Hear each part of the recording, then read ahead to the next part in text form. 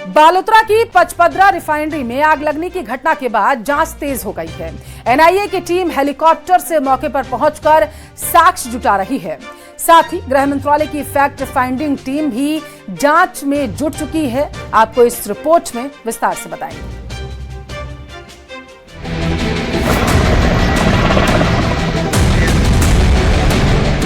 20 अप्रैल को पचपदरा रिफाइनरी में लगी आग बेशक कुछ घंटों की कड़ी मशक्कत के बाद बुझा दी गई, लेकिन हादसे से ऐसे कई ज्वलंत सवाल खड़े हो गए जिनके जवाब तलाशने जरूरी हो गए हैं। तभी हादसे के अगले ही दिन मंगलवार को मामले का जायजा लेने मुख्यमंत्री भजनलाल शर्मा खुद पचपदरा पहुंचे।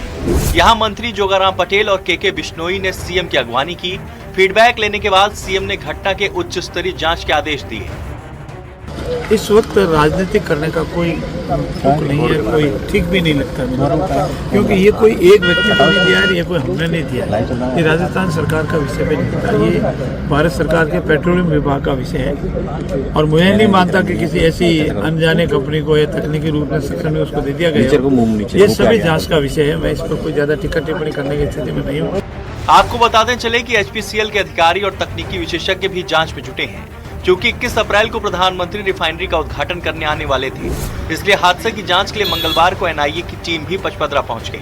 आमतौर पर आग की घटनाओं की जांच स्थानीय पुलिस या दमकल विभाग करता है, लेकिन पचपदरा में एनआईए का आना इस बात का संकेत है कि केंद्र सरकार इसे स्ट्रेटेजिक एसेट पर हमला या बड़ी साजिश मान रही है।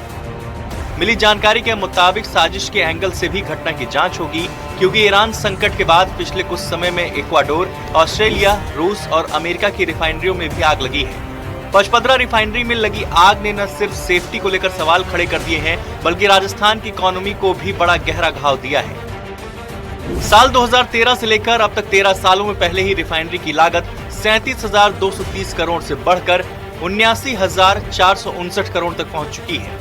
न्यूज़ 18 राजस्थान के लिए पचपदरा से प्रेमदान देथा की रिपोर्ट।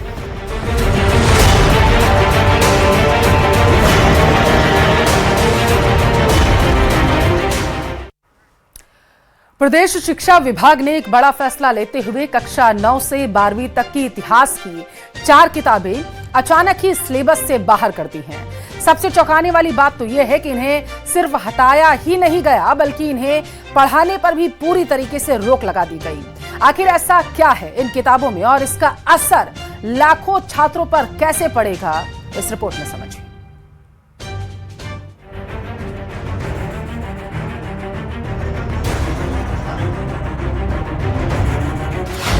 इतिहास पर शिक्षा विभाग का ब्रेक। किताबें आउट, विवाद इन। सरकार के फैसले से छात्र कंफ्यूज। बीकानेर से एक बड़ा शैक्षणिक फैसला सामने आया, जहां शिक्षा विभाग ने कक्षा 9 से 12 तक की 4 पाठ्य पुस्तकों को विलोपित कर दिया है। ये फैसला ऐसे समय में आया है जब नया शैक्षणिक सत्र 2026-27 शुरू हुए अभी सिर्फ 15 दिन ही हुए हैं। यानी जिन छात्रों ने इन किताबों को पढ़ना शुरू कर दिया था, अब वो खुद को ठगा हुआ महसूस कर रहे हैं। उप निदेशक समाज शिक्षा अशोक कुमार पारिक के आदेश से सभी जिला शिक्षक अधिकारियों को साफ निर्देश है कि इन किताबों का उपयोग किसी भी स्थिति में ना किया जाए।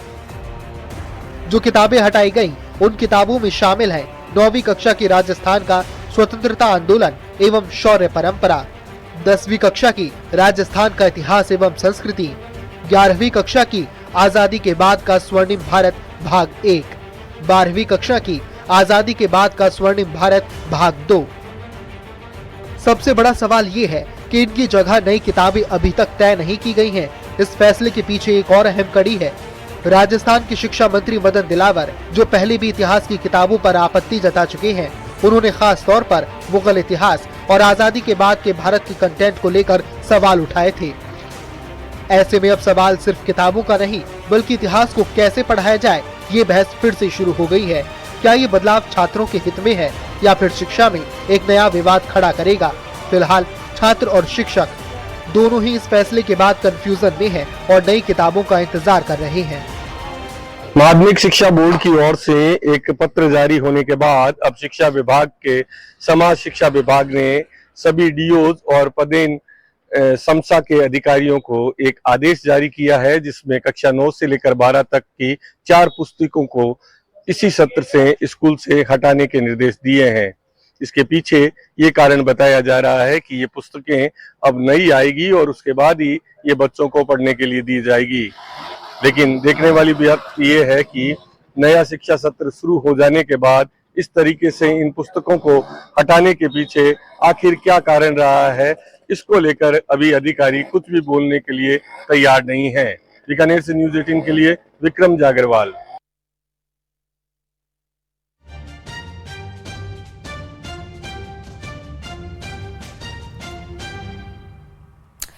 सवाई माधोपुर में कृषि पर्यवेक्षक भर्ती परीक्षा के दौरान एक नकलची को पकड़ा गया। बताया जा रहा है कि आरोपी परीक्षार्थी चप्पल में मोबाइल को छिपाकर परीक्षा केंद्र तक जा पहुंचा था, लेकिन उसकी चालाकी ज्यादा देर तक नहीं चल सकी और वह पकड़ लिया गया।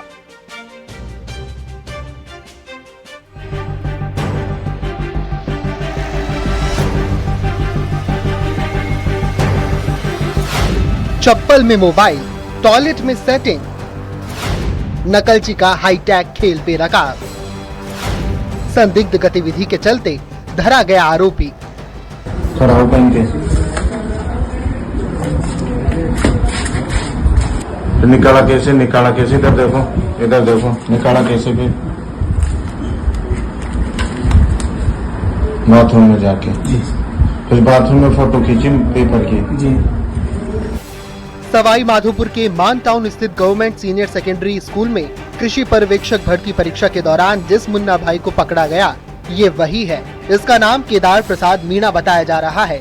पूरी खबर बताएं उससे पहले देखिए कि कृषि पर्यवेक्षक भर्ती परीक्षा के दौरान इस अभ्यर्थी ने कैसे जुगाड़ से चप्पल के अंदर फोन छिपाया था। खड़ा हो पहन के निकाला कैसे, इधर देखो, निकाला कैसे, फिर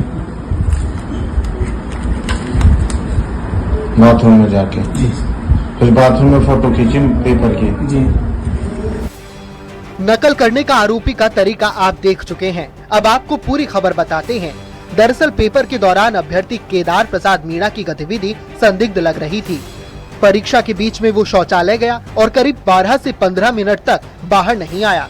शक होने पर जब उसकी जांच की गई तो उसके पास से मोबाइल फोन, पुराना प्रश्न पत्र और OMR शीट बरामद हुई।